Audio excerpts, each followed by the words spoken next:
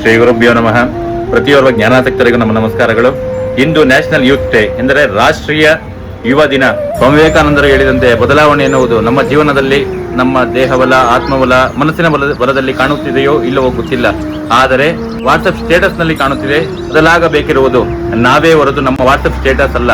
WhatsApp status ಇಂದ ಯಾವುದೇ ರೀತಿಯ ವ್ಯಕ್ತಿತ್ವಗಳು ಬದಲಾವಣೆ ಹೊಂದುವುದಿಲ್ಲ. ಇದು ನಾವು ನಮ್ಮ ಪರಿಚಯಸ್ಥರ ಮಳಿಗೆಗೆ ಹೊಂದಿದ್ದೆವು. ಅಲ್ಲಿ ಸ್ವಾಮಿ ವಿವೇಕಾನಂದರ ಕೆಲವೊಂದು ಸಾಲುಗಳನ್ನು ನೋಡಿದೆವು. ಅದನ್ನು ನಿಮ್ಮ ಬಳಿ ಹಂಚಿಕೊಳ್ಳಲು ಬಯಸುತ್ತೇವೆ.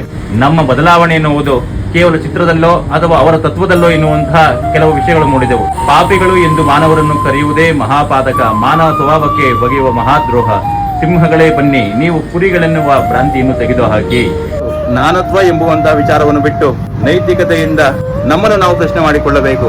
ನಾವು ನಿಜವಾಗಲೂ ಸಿಂಹಗಳಂತೆ ಮುನ್ನುಗ್ಗುತ್ತಿದ್ದೇವೆ ಅಥವಾ ಕುರಿಗಳಂತೆ ನಮ್ಮನ್ನು ನಾವು ಅಸಮರ್ಥರೆಂದು ತಿಳಿದು ಜೀವನದಲ್ಲಿ ಬದುಕುತ್ತಿದ್ದೇವೆ ಎಂದು ತಿಳಿದು ದೇಹಬಲ, ಮನೋಬಲ, ಆತ್ಮಬಲವನ್ನು ವೃದ್ಧಿಸಿಕೊಂಡು ಇಂದಿನಿಂದ ಯುವ ಜಾಗೃತಿ ದಿನ ಎಂದು ಭಾವಿಸಿ ಸ್ವಾಮಿ ವಿವೇಕಾನಂದರ ತತ್ವವನ್ನು ಅನುಸರಿಸಿ ಜೀವನದಲ್ಲಿ ಅತ್ಯುತ್ತಮವಾದ ಬದಲಾವಣೆ ತಂದುಕೊಳ್ಳೋಣ. ಪ್ರತಿಯೋರ್ವರ ಬದಲಾವಣೆಯೇ ದೇಶದ ಮುಂದಿನ ಒಂದು ದೊಡ್ಡ ಬದಲಾವಣೆಗೆ ಕಾರಣವಾಗುತ್ತದೆ. ನಮ್ಮ ಯುವ ಜನತೆಗೆ ನಿಜವಾದ ರೋಲ್ ಮಾಡೆಲ್ ಎಂದಿದ್ದರೂ ಕೂಡ ಸ್ವಾಮಿ ವಿವೇಕಾನಂದರೇ ಆಗಿರುತ್ತಾರೆ. ಈ ವಿಡಿಯೋಗೆ ಲೈಕ್ಸ್ ಮತ್ತು ಕಮೆಂಟ್ ಮಾಡದಿದ್ದರೂ ತೊಂದರೆ ಇಲ್ಲ. ನಿಮ್ಮಲ್ಲಿ ನೀವು ಕೆಲವೊಂದಷ್ಟು ಬದಲಾವಣೆಗಳನ್ನಾದರೂ ತಂದುಕೊಳ್ಳಿ. ಪ್ರತಿಯೊರ್ವರಿಗೆ ಒಳಿತಾಗಲಿ. ಸರ್ವೇ ಜನ ಸುಖಿನೋ ಭವಂತು.